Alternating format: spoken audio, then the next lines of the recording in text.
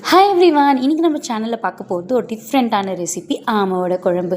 இது என்ன ஆமோட குழம்புன்னு சொல்கிறீங்களா? இது வேலூரில் ரொம்பவே ஃபேமஸான ரெசிபி. அதுவும் நாங்கள் சின்ன போயிருக்கும் போது ஒரு ஹோட்டலில் கொடுப்பாங்க பாருங்கள், அவ்வளோ டேஸ்ட்டாக இருக்கும். வாங்க இந்த ரெசிபி எப்படி செய்யலான்னு பார்க்கலாம்.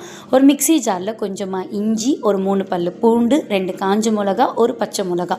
நான் ஆல்ரெடி ஒரு 2 hours பிஃபோரே கடலப்பருப்பை ஊற வச்சுருக்கேன். ஸோ அதையும் நான் இதில் ஆட் பண்ணிக்கிறேன். இது வடைக்கான ரெசிபி. ஸோ கடலப்பருப்பை ஒரு 2 hours பிஃபோரே ஊற வச்சுக்கோங்க. ஃபைனலாக சோம்பு போட்டுட்டு ஒன்றும் பாதியாக அரைச்சி எடுத்துக்கணும். நெக்ஸ்ட்டு இப்போது கட் பண்ணி வச்சுருக்க வெங்காயம், கறிவேப்பிலை, கொத்தமல்லி அண்ட் இந்த வடைக்கு ஏற்ற மாதிரி உப்பு, இது எல்லாத்தையும் போட்டு நல்லா மிக்ஸ் பண்ணிக்கோங்க. இது வடை மாதிரியும் போடக்கூடாது, போண்டா மாதிரியும் போடக்கூடாது. ஆமையோட முதுகு குண்டாக இருக்கிற மாதிரி கீழே ஃப்ளாட்டாகவும் மேலே குண்டாகவும் போடணும். இப்போ ஒரு கடாயில் தேவையான அளவு ஆயில் ஊற்றிட்டு நம்ம உருட்டி வச்சுருக்க அந்த வடையை இதில் போட்டு எடுத்து வச்சிட்டோம்னா வடை ரெடி. இப்போது நம்ம குழம்பு செய்கிறதுக்கு பேஸ்ட் ரெடி பண்ணிக்கலாம். ஒரு மிக்ஸி ஜாரில் கொஞ்சமாக தேங்காய், உங்களுக்கு எந்த அளவுக்கு குழம்பு தேவையோ அந்த அளவுக்கு நீங்கள் தேங்காய் எடுத்துக்கோங்க. இஞ்சி அண்டு தனியாக நம்ம மிளகாத்தூள் ஆட் பண்ண போதில்லை. ஸோ காரத்துக்கு ஏற்ற மாதிரி பச்சை மிளகா ஆட் பண்ணிக்கோங்க.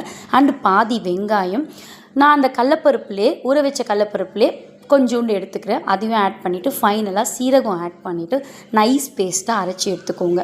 இப்போது ஒரு கடாயில் தேவையான அளவு ஆயில் ஊற்றிக்கோங்க. கடுகுளுத்தம்பருப்பு போட்டுக்கோங்க. கடுகுளுத்தம்பருப்பு பொரிச்சோடனே நம்ம அரைச்சி வச்சுருக்க பேஸ்ட்டை இதில் ஆட் பண்ணிடலாம். அந்த அரைச்சி வச்ச பேஸ்ட் மிக்ஸி ஜார்லேயே கொஞ்சமாக நான் தண்ணி ஆட் பண்ணியும் இதில் நான் மிக்ஸ் பண்ணிக்கிறேன். இப்போ இதில் நான் 2 இன்க்ரீடியண்ட் ஆட் பண்ணுறேன், மஞ்சத்தூளும் அண்ட் இந்த குழம்புக்கு தேவையான சால்ட்டு. ஸோ நம்ம ஆல்ரெடி வடையிலையும் நம்ம சால்ட் ஆட் பண்ணியிருக்கோம். ஸோ நீங்கள் பார்த்து ஆட் பண்ணிக்கோங்க. இது எல்லாமே நம்ம மிக்ஸ் பண்ணிவிட்டு நல்லா இது பச்சை வாசனை போகிற வரைக்கும் நல்லா கொஞ்சம் கொதிக்க விடுங்க. இப்போது நம்ம மிக்ஸி ஜாரில் கொஞ்சமாக நான் 2 கரண்டி தயிர் எடுத்துக்கிறேன். தயிரை நல்லா மிக்சியில் அரைச்சி அதையும் இதில் ஆட் பண்ணணும். ஆட் பண்ணுறதுக்கு முன்னாடி ஸ்டவ்வை ஆஃப் பண்ணிடணும். ஆஃப் பண்ணிவிட்டு அந்த கொதிப்புத்தன்மை அடங்கிட்ட உடனே தான் நம்ம அந்த தயிரை ஆட் பண்ணணும். நீங்கள் கொதிச்சு நிற்கும் போதே இல்லை கேஸ் ஆனில் இருக்கும் போதே தயிர் ஊற்றிங்கன்னா தயிர் திரிஞ்சிடும். ஸோ அதனால் ஆஃப் பண்ணிவிட்டு ஒரு 2 நிமிஷம் கழித்து தயிர் ஆட் பண்ணுங்கள். இப்போ தேவையான அளவு தண்ணி ஆட் பண்ணிக்கோங்க. இப்போ நம்ம ஆல்ரெடி எடுத்து வச்சுருக்க வடையை இதில் நம்ம போட்டுக்கலாம். ஃபைனலாக இதில் கறிவேப்பிலை, கொத்தமல்லி போட்டு இறக்குனா அட்டகாசமான ஆமோட குழம்பு ரெடி.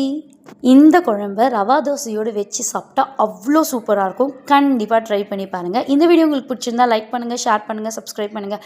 அன்பாய் சமைப்போம், அனைவருக்கும் பகிர்வோம். டாடா பாய்.